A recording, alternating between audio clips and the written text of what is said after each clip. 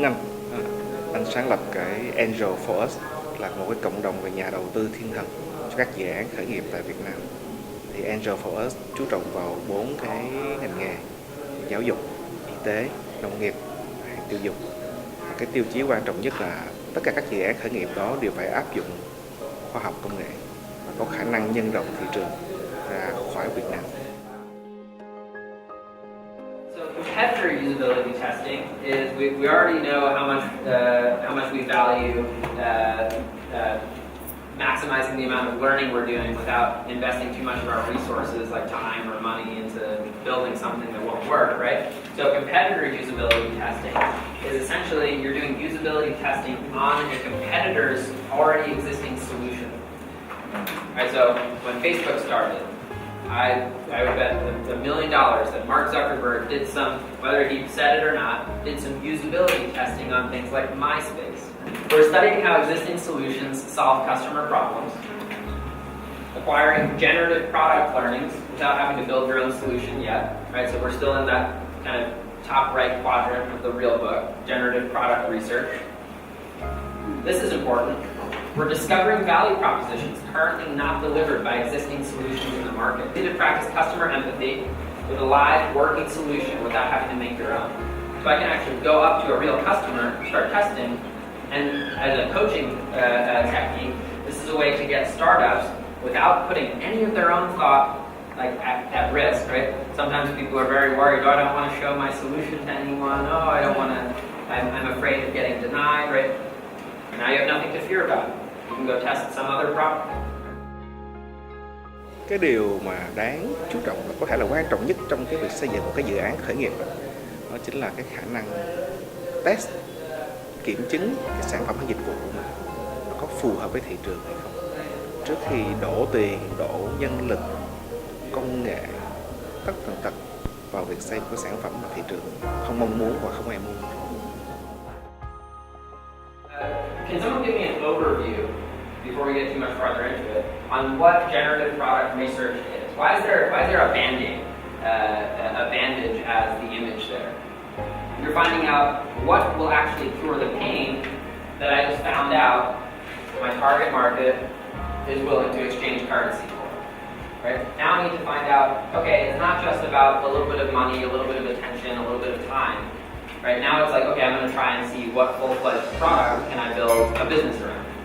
So these are some of the questions that you would typically ask in generative product research. Right? So again, if you have a startup who's asking these questions, who has not asked the questions around generative market research or evaluative market experiments, right? These will be our little kind of hints at like, okay, we need to take a step back.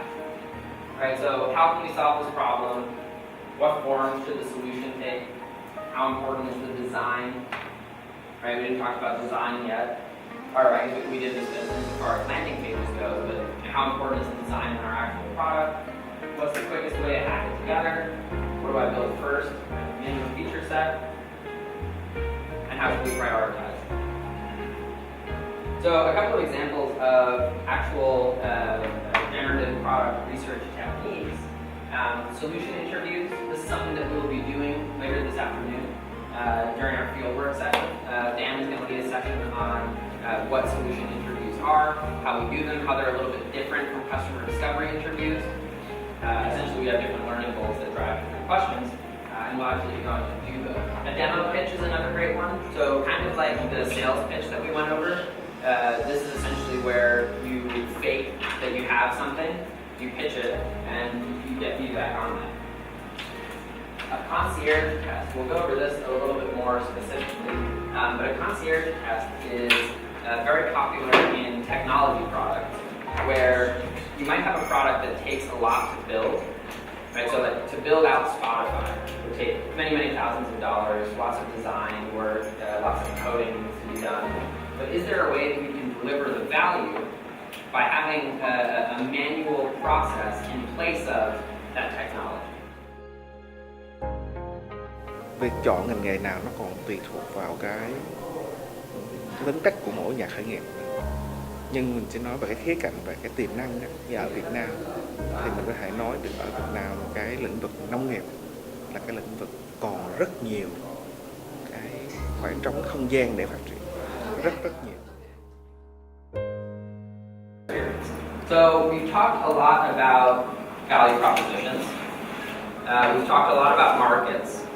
We started doing generative product research, but we haven't really talked about what is a product.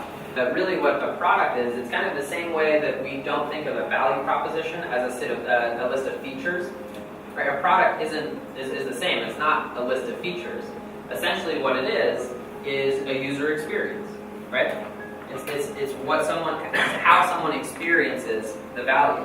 The user experience is something that is more than just the features. It's how someone experiences that over time. And a user experience is something that takes someone from that state, from that upset state, to this state, right? If my hands are empty, right, I'm gonna get fidgety, I'm gonna do something, I'm gonna pick up the pen and I'm gonna start flipping it around. That's what I do. It makes me a bit happier, right? It's not a life-changing product or anything. It's not a life-changing user experience, but it's a similar journey. Có thể nói là ví dụ như mình sẽ chú trọng vào cái thực phẩm xanh sạch và cải thiện cái công nghệ làm thế nào mà cái năng suất trồng trọt của mình được tăng lên. Rau sạch, những cái đó có thể đem ra thị trường ngay cho người tiêu dùng ngay và ngay trong người tiêu dùng ở thành thị luôn. Và bây giờ ngày càng có nhiều người để ý đến vấn đề ăn uống cẩn thận hơn nguồn gốc. Cái đó là một cái hoàn toàn có tiềm năng. We've now discussed kind of the importance of storyboarding as a communication tool, right? Also, it helps us differentiate. I just kind of want to revisit these learning goals. It helps us differentiate kind of the difference between the product being a set of features and the product being a part of a user experience, right?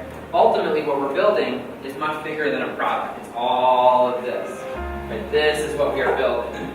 Right, if you look at the business model canvas, right, we have channels to find our customers. We have customer relationships, right? There's a lot of user components that we get to when we're building a user experience.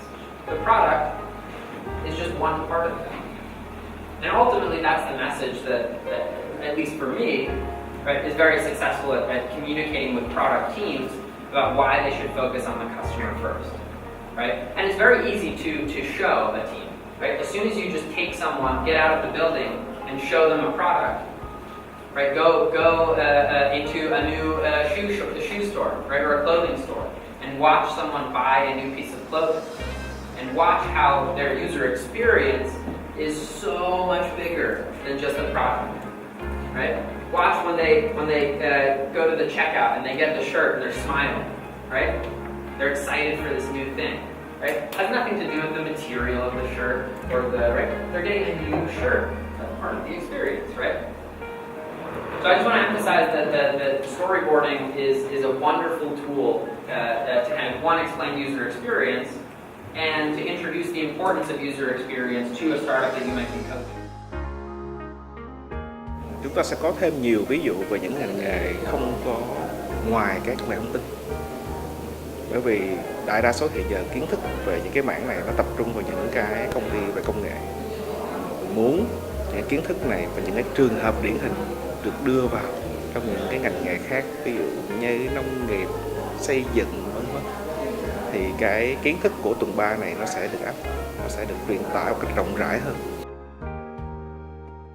Prototype is not something that needs to be clicked on a computer or online, but it essentially means something that is measuring a behavior, right? Usability, we've already talked about usability tests, lots of different usability tests. The example video, usertesting.com, or the 5-second tests that we did are examples of remote usability tests, which basically means the person who's testing it is in another place from the person who is gathering the data, right? They're doing it maybe at a different time, different place. Functioning products. This is interesting. You have a startup that already has a product. How can you turn that product into an experiment? Functioning product can absolutely be an experiment. What's missing is the experiment design, right? What's missing is someone maybe doesn't have a learning goal about that product. Maybe they don't have a hypothesis about that product. right? So if a startup comes to you with a full-fledged product, you don't have to tell them, hey, throw that away, we're going to do something totally different. They might not want to listen to that. They might want to actually do something with the product they already have. But you can make that into an experiment. Analytics and dashboards, right? We can use analytics to run experiments. A few quick examples of some famous evaluative product experiments. So this wasn't Apple's first phone. This is Steve Jobs. This is Apple's first phone. The point that Apple was trying to make was that they're not trying to make a product that succeeds right away. In this case, so his user, the target user, was someone who had already used a phone, so who was familiar with the phone. So it wasn't introducing new buttons as far as the phone goes, but there's this new idea that, hey, your phone can have music on it too. Now we take that for granted now. Yeah. Right? Like 25 years ago, that was such a crazy thing to think about, that there was music on your phone. It just shows the power of this idea, right? Of this innovation, just how quickly we took it for granted.